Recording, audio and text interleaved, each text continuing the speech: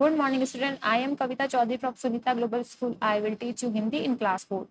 तो बच्चों, आज की क्लास में हम आपकी हिंदी की पाठ्य पुस्तक से अध्याय 4 यानी कि पाठ 4 पढ़ेंगे, जिसका शीर्षक है पुष्प की अभिलाषा। इस पाठ का नाम है पुष्प की अभिलाषा। अब पुष्प का अर्थ क्या होता है और अभिलाषा का अर्थ क्या होता है, तो मैं सबसे पहले आपको बता देती हूँ। जो पुष्प होता है, पुष्प का अर्थ होता है फूल। जो पुष्प है उसका अर्थ होता है फूल। और जो अभिलाषा है, अभिलाषा का अर्थ होता है इच्छा। तो एक तरह से हम इस पाठ को कह सकते हैं फूल की इच्छा। कि फूल की क्या इच्छा है, तो इस पाठ का नाम है पुष्प की अभिलाषा, यानी कि फूल की इच्छा। अब फूल है, उसकी एक क्या इच्छा है, इस बारे में जो है ये चैप्टर है। ये एक कविता लिखी हुई है, जिसे हम पढ़ेंगे, इसके अर्थ को समझेंगे, और अर्थ समझेंगे तभी हमें जाकर पता चलेगा कि जो पुष्प है उसकी क्या इच्छा है, उसकी क्या अभिलाषा है। तो देखिए बच्चों, हमें अपने मातृभूमि के लिए शहीद हुए लोगों का सम्मान करना चाहिए। प्रस्तुत कविता हमें अपने देश के लिए अपने प्राण तक न्योछावर करने के लिए प्रेरित करती है। तो ये जो कविता है वो हमारे एक तरह से भारत माता के प्रति, हमें जो हमारी मातृभूमि, जो हमारी भारत माता है, उसके प्रति हमारे सम्मान को, उसके प्रति हमें न्योछावर होने के लिए प्रेरित करती है, उसकी रक्षा करने के लिए प्रेरित करती है। तो यही लाइन लिखी हुई है कि हमें अपनी मातृभूमि के लिए शहीद हुए लोगों का जो है सम्मान करना चाहिए। जो लोग शहीद हो जाते हैं हमारी भारत माता की रक्षा के लिए, जो लोग शहीद हो जाते हैं, अपना बलिदान दे देते हैं, उनका हमें सम्मान करना चाहिए। और जो ये कविता है वो हमें अपने देश के लिए अपने प्राण तक न्योछावर करने के लिए प्रेरित करती है। तो सबसे पहले इस कविता का पहला अंश पढ़ते हैं। चाहा नहीं मैं सुरबाला के गहनों में गूथा जाऊं, चाहा नहीं प्रेमी माला में बिंद प्यारी को ललचाऊं। फिर अगला अंश देखिए। चाहा नहीं सम्राटों के शव पर हे हरि डाला जाऊं, चाहा नहीं मैं देवों के सिर पर चढ़ू भाग्य पर इठलाऊं। मुझे तोड़ वन माली उस पथ पर देना तुम फेंक, मातृभूमि पर शीश चढ़ाने जिस पथ पर जाए वीर अनेक। तो देखिए, इस कविता में सिर्फ 3 ही अंश है, एक अंश, दूसरा अंश और तीसरा अंश। पर जैसा कि मैंने आपको एक बार बताया था कि जो कविता होती है उसका अर्थ होता है अपने कम शब्दों में अपनी बात को ज्यादा से ज्यादा लोगों तक पहुंचाना। अब इसने लिखा, ये जो कवि है माखनलाल जी चतुर्वेदी, श्री माखनलाल चतुर्वेदी जी, उन्होंने इस कविता को लिखा है। इन्होंने लिखी तो बहुत छोटी सी कविता है, पर इसका जो अर्थ है वो अपने आप में बहुत ज्यादा बड़ा है। तो इस कविता के पहले अंश को समझते हैं, जो था चाहा नहीं मैं सुरबाला के गहनों में गुथा जाऊं। तो जो पुष्प है वो कह रहा है कि मेरी इतनी इच्छा तो नहीं है कि मैं सुरबाला के, सुरबाला का अर्थ होता है अप्सरा, सुरबाला का अर्थ होता है अप्सरा। तो हम लिख सकते हैं यहाँ पर सुरबाला का अर्थ अप्सरा। तो जो पुष्प है वो कह रहा है कि मेरी इतनी इच्छा तो नहीं है कि मैं सुरबाला के गहनों में गुथा जाऊं। जैसा कि आप ये चित्र देखिए, सुरबाला, इसने जो गहने पहन रखे हैं वो पुष्प से बने हुए हैं। तो पुष्प कह रहा है कि मेरी इतनी इच्छा नहीं है, मेरी ये चाह नहीं है, मेरी इच्छा नहीं है कि मैं माला के रूप में गूंथ कर जो है, या गहनों, जो फूलों से गहने बनते हैं उस रूप में मैं सुरबाला पर पहना जाऊं। चाह नहीं प्रेमी माला में बिंद प्यारी को ललचाऊं। और मेरी ये भी इच्छा नहीं है कि मैं जो है माला में बंद कर जो है लोगों को, जो कितने लोग होते हैं जो अपने प्यारे लोगों को, अपने मिलने वाले लोगों को, अपने मित्रों को है पुष्प को उपहार स्वरूप भेंट करते हैं। तो ये पुष्प है वो ये भी नहीं चाहता कि, मेरी इतनी भी चाह नहीं है कि लोग मुझे अपने प्यारे लोगों को भेंट करें। तो ये पहला अंश ये था कि चाह नहीं मैं सुरबाला के गहनों में गूथा जाऊं, चाह नहीं प्रेमी माला में बिंद प्यारी को ललचाऊं। तो पुष्प कहता है मेरी इतनी इच्छा नहीं है कि मैं सुरबाला के जो है फूलों के गहनों के रूप में वो पहने, और मेरी ये भी इच्छा नहीं है कि लोग मुझे माला के रूप में अपने प्रिय लोगों को है भेंट स्वरूप दें। फिर अगला अंश देखिए। चाह नहीं सम्राटों के शव पर हे हरि डाला जाऊं, चाह नहीं मैं देवों के सिर पर चढ़ू भाग्य पर इठलाऊं। तो अब फूल कह रहा है कि मेरी ये भी इच्छा नहीं है कि मैं सम्राटों के शव पर, सम्राट यानी राजा महाराजा, उनके शव पर मैं डाला जाऊं। जब राजा महाराजा जो मर जाते हैं उनके निर्जीव शरीर पर, यानी उनके मरे हुए शरीर पर श्रद्धा स्वरूप यानी श्रद्धा से पुष्प को चढ़ाया जाता है। तो फूल कह रहा है कि मेरी इतनी भी इच्छा नहीं है कि मैं जो राजा महाराजा मरे उनके निर्जीव शरीर पर मुझे चढ़ाया जाए, पर हे हरि डाला जाऊं। तो ये भगवान से कह रहा है कि भगवान मेरी ये भी इच्छा नहीं है कि जब राजा महाराजा मर जाए तो उनके निर्जीव शरीर पर मुझे डाला जाए। चाहा नहीं मैं देवों के सिर पर चढ़ूं, भाग्य पर इटलाऊं। अब जैसे कि जो फूल होते हैं वो कहाँ पर चढ़ते हैं, सबसे मेन जो होते हैं फूल वो भगवान को चढ़ाए जाते हैं और उनके सिर पर भी रखे जाते हैं, माला के रूप में उनके सिर पर माला रहती है। तो फूल चाहता है कि नाथ, और मेरी इतनी भी इच्छा नहीं कि मैं आपके सिर पर रखा जाऊं और मैं अपने भाग्य पर इठलाऊं कि देखो मुझे भगवान के मस्तक पर रखा गया है, मैं भगवान के मस्तक पर उनकी शोभा बढ़ा रहा हूँ, उनके लिए शोभायान हूँ। तो फूल ये भी नहीं चाहता। तो उसने बोला है कि चाह नहीं सम्राटों के सौ पर हे हरि डाला जाऊं, चाह नहीं मैं देवों के सिर पर चढ़ूं और भाग्य पर इतलाऊं। कि अगर मैं देवों के सिर पर चढ़ाया जाऊंगा तो मैं अपने भाग्य पर इतलाऊंगा, यानी इतराऊंगा। जो इतराना होता है ना, तो पुष्प कह रहा है कि मैं देवों के सिर पर भी नहीं चढ़ना चाहता और ना ही अपने भाग्य पर इटलाना चाहता हूँ और ना ही मैं राजा महाराजाओं के निर्जीव शरीर पर चढ़ना चाहता हूँ। फिर अगला अंश देखिए, मुझे तोड़ लेना वनमाली उस पथ पर देना तुम फेंक, मातृभूमि पर शीश चढ़ाने जिस जाए पथ जाए वीर अनेक।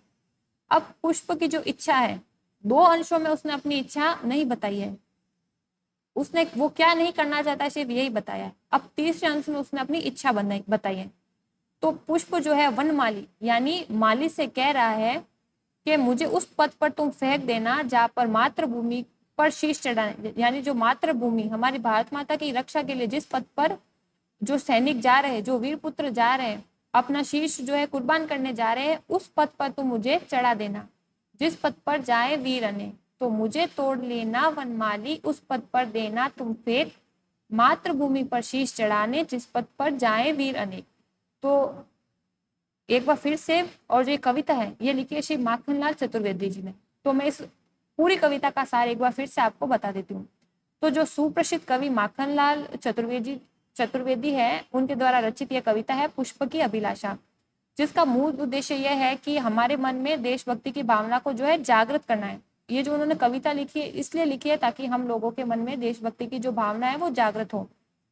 कवि एक फूल के माध्यम से देशवासियों को बताने, मतलब ये देशवासियों को बता रहे हैं कि जो हमें ना ये बताना चाहे कि मातृभूमि की रक्षा के लिए शहीद होने वाले वीरों का जो स्थान होता है वो समाज में सर्वोपरि होता है। तो जो कवि है माखनलाल चतुर्वेदी जी, उन्होंने इसलिए ये कविता लिखी ताकि जो है हम देशवासियों के मन में एक तो देशभक्ति की भावना जागृत हो और उसके साथ ही हम जो हमारे देश के रक्षा के लिए जो शहीद होते हैं, जो वीर पुरुष शहीद होते हैं, उनका स्थान जो है समाज में सर्वोपरि होता है। तो ये अर्थ है इसका। और जो पुष्प होता है उसकी सुंदरता और सुगंध जो होती है सबको आकर्षित करती है। फूल किसे अच्छे नहीं लगते, फूल की सुगंध किसे अच्छी नहीं लगती, सबको अच्छी लगती है।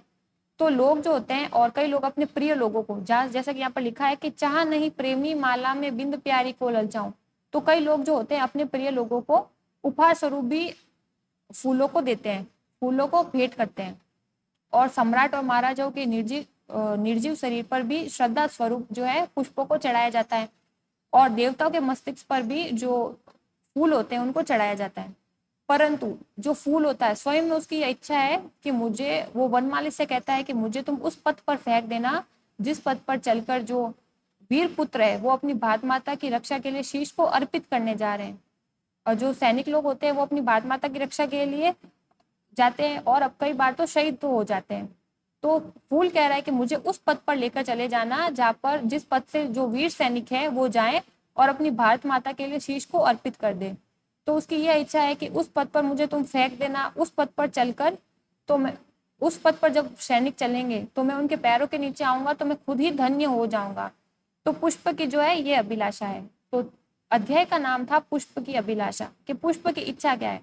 तो पुष्प की इच्छा यही है कि उसे उस मार्ग पर, वो माली से कह रहा है, जो बगीचे का माली होता है उससे कह रहा है कि तुम मुझे उस मार्ग पर फेंक देना जिस मार्ग पर चलकर जो वीर पुत्र होते हैं अपनी भारत माता की रक्षा के लिए अपने शीर्ष को, अपने सिर को अर्पित करने जा रहे हैं, तो मुझे उस मार्ग पर फेंक देना ताकि जब वो मेरे ऊपर चलेंगे तो उनके पैरों के नीचे आकर मैं स्वयं धन्य हो जाऊंगा, मैं धन्य हो जाऊंगा। तो पुष्प की यही अभिलाषा है। पुष्प ये नहीं चाहता कि वो सुरबाला के गहनों के रूप में गुथा जाए यानी एक माला के रूप में पिरोया जाए। जैसे कि देखो, सुरबाला ने पहने एक हार पहना है, हाथों में चूड़ी स्वरूप भी पहना है, तो गहनों के रूप में उसे नहीं गूंथा जाना है, सुरबाला के गहनों के रूप में उसे नहीं गूंथा जाना है, ना ही किसी प्रिय लोगों को उपहार स्वरूप उसको खुद को देना है, और ना ही वो सम्राटों के सौ पर खुद को चढ़ाना चाहता है, और ना ही भगवान के शीश पर चढ़कर खुद के भाग्य पर इतराना चाहता है। फूल बस इतना ही चाहता है कि वह उस मार्ग पर फेंक दिया जाए जिस मार्ग पर चलकर वीर पुरुष होते हैं, वीर पुत्र अपनी भारत माता की रक्षा के लिए अपनी शीश को अर्पित करते हैं। तो यही है पुष्प की अभिलाषा। उम्मीद करती हूँ आपको ये कविता समझ आ गई है, और इसका जो अर्थ है कि पुष्प की अभिलाषा क्या है वो भी समझ आ गया होगा। अब इस कविता के जो शब्द अर्थ हैं वो हम देख लेते हैं कि क्या क्या शब्द अर्थ हैं। तो देखिए शब्द अर्थ, पहला है चाह, चाह का अर्थ होता है इच्छा। दूसरा है सम्राट, सम्राट का अर्थ होता है राजा। तीसरा है भाग्य, भाग्य का अर्थ होता है किस्मत, जो भाग्य होता है उसका अर्थ होता है किस्मत। फिर चौथा है पथ, पथ का अर्थ होता है रास्ता। फिर गुथा, गुथा का अर्थ होता है पिरोया, जैसे सुरबाला के गहनों में गुथा जाऊं यानी पिरोया जाऊं। फिर है हरि, हरि का अर्थ होता है भगवान। इठलाऊं का अर्थ होता है इतराऊं, और शीश का अर्थ होता है सर, यानी हमारा मस्तिष्क, हमारा सिर। तो शब्द थे चाह जिसका अर्थ है इच्छा, सम्राट का अर्थ राजा, भाग्य का अर्थ किस्मत, पथ का अर्थ होता है रास्ता, गूथा का अर्थ होता है पिरोया, हरि का अर्थ होता है भगवान, इठलाऊ का अर्थ होता है इतराऊ, और शीश का अर्थ होता है सिर। तो ये थी हमारी कविता पुष्प की अभिलाषा। अब हमें क्या करना है, कविता हमने पढ़ ली, उसके बाद आज हमें क्या करना है, कक्षा कार्य लिखना है। सबसे पहले पार्ट 3 हमने कर लिया था, जो था क्या था पार्ट 3 का नाम, शेख चिल्ली का सपना। उसके बाद वो पूरे हो गए, उसके प्रश्न उत्तर पूरे हो गए। उसके बाद पार्ट 4 लिखेंगे, कक्षा कार्य लिखेंगे। पार्ट 4 पुष्प की अभिलाषा, पुष्प की अभिलाषा यानी एक फूल की क्या इच्छा है, इस बारे में ये जो कविता दे रखी है, पुष्प की अभिलाषा। उसके बाद शब्दार्थ लिखेंगे, पहला लिखेंगे चाह, दूसरा सम्राट, तीसरा भाग्य, चौथा पथ, पांचवा गूथा, छठा हरि, सातवां इठलाऊ और आठवां शीश। एक लाइन में एक शब्दार्थ लिखना है, तो इस तरह से 8 लाइन में आपके 8 शब्दार्थ आ जाएंगे। सबसे पहले कक्षा कार्य लिखेंगे, फिर पार्ट 4 लिखेंगे पुष्प की अभिलाषा, आज की दिनांक लगाएंगे, उसके बाद शब्दार्थ हेडिंग डाल देंगे और शब्दार्थ लिखेंगे। 8 शब्दार्थ है चाह, सम्राट, भाग्य, पथ, गूथा, हरि, इठलाऊ और शीश। तो इस तरह से आपको अपनी कॉपी में जो है काम करना है। तो आज की क्लास में हम इतना ही करेंगे, अगली क्लास में हम जो है इस चैप्टर के क्वेश्चन आंसर के बारे में चर्चा करेंगे। उम्मीद करती हूँ आपको ये कविता समझ आ गई है और इसकी सीख को भी हम याद रखेंगे। तो आज की क्लास में इतना ही, मिलते हैं अगली क्लास में। तब तक के लिए घर पर रहिए, सुरक्षित रहिए, अच्छे से पढ़ते रहिए। धन्यवाद।